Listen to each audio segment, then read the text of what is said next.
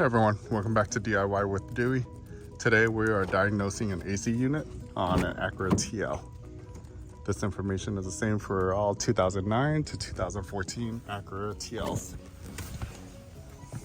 Okay, so you want to get in the vehicle, take the key, so turn on. You want the AC to kick on, so don't press the brake. You don't want it to start. Okay, turn it off, and then turn it back on. Press and hold the on and off button right here for 5 seconds, and then you press this 5 times. There. So now it's running through all the sequences.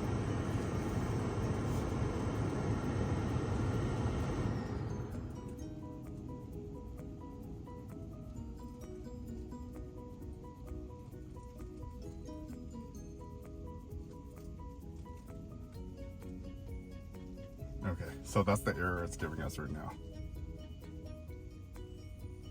There, left. So the left at the top, first 8, and the foot.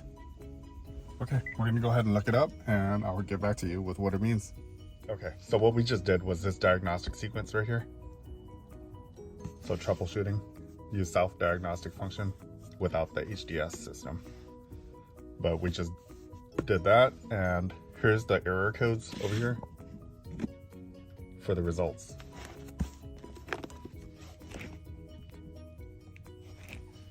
So we had A that was lit up,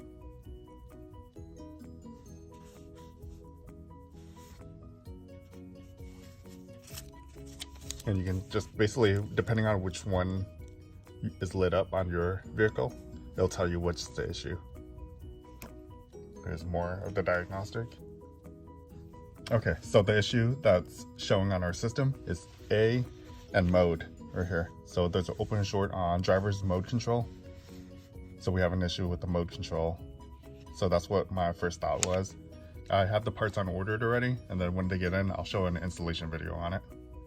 But thanks for watching. Don't forget to hit the subscribe button.